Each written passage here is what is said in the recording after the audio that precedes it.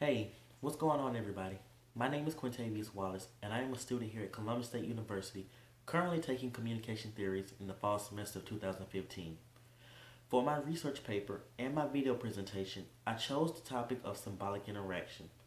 Symbolic interaction is a theory that basically states that humans interact differently with each other and the world around us based off of symbols alone.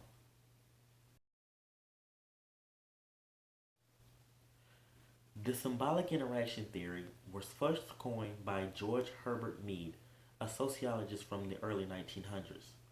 He was able to conclude that people interact very differently depending on what objects are around them.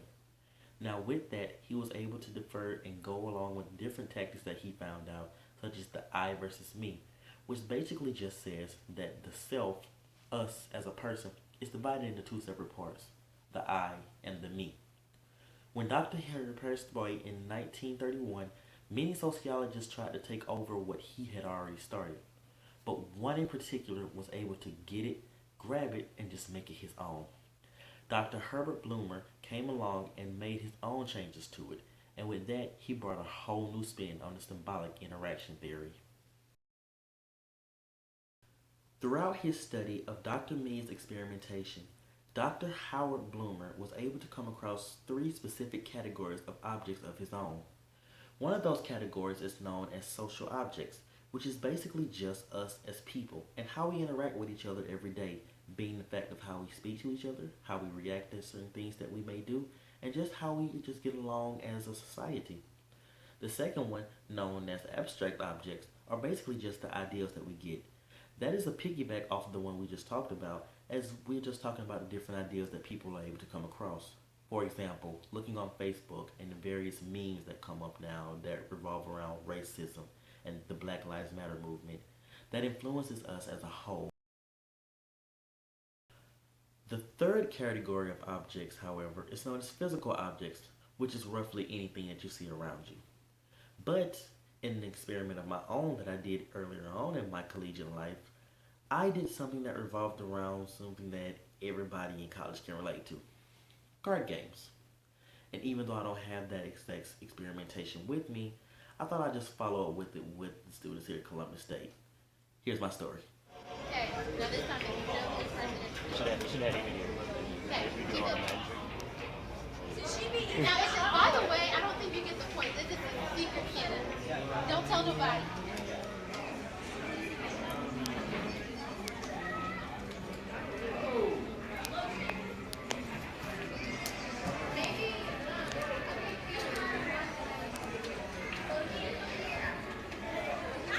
No, I'm not.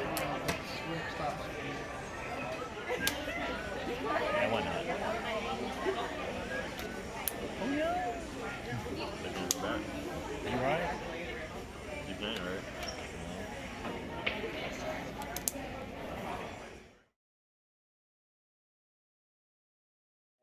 Okay, so Goblin yeah. Something like I got Gardner in defense mode. Goblin goes to defense.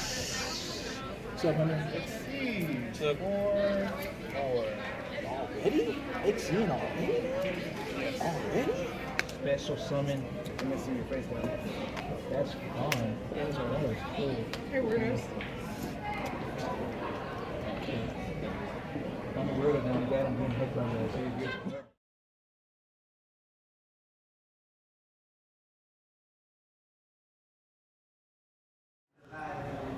So why do you enjoy playing Yu-Gi-Oh? Honestly, when I was a kid, it was actually the very first thing that I gotten into besides video games that would give me enjoyment, to be honest. I had put it down for a few years because I thought most people didn't play it anymore. I think that was through middle school and high school. Well, scratch that, just middle school. In high school, a few people started playing with it again, and I just decided to pick it back up. It was something for me to do, and yeah, I really enjoyed it.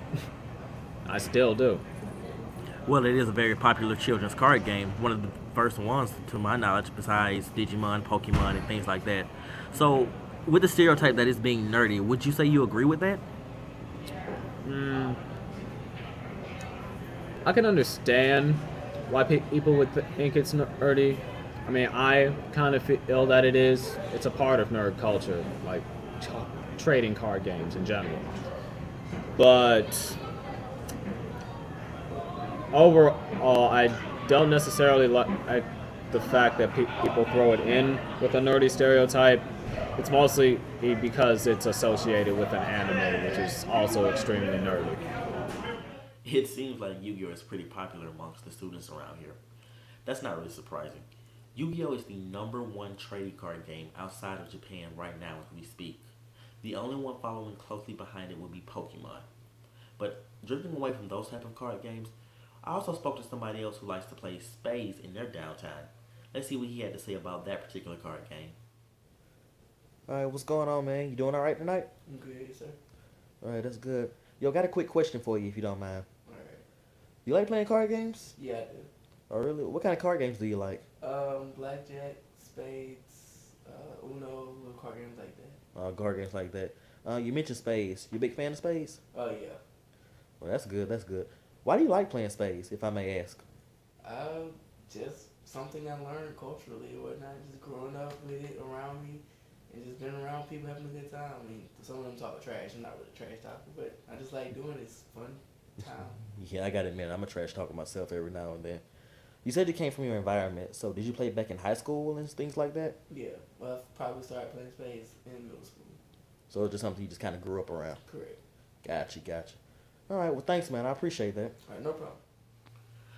I came up with the idea of the trading card game experiment back in 2012 as I was attending Darden State College. I found it very interesting how people would interact with different symbols such as just simple card games. Card games just such as spades, tonk, blackjack, all of those which I'm good at. And then to see others that are friends of mine get made fun of or bullied because they enjoy something different. A perfect example of the symbolic convergence theory it was.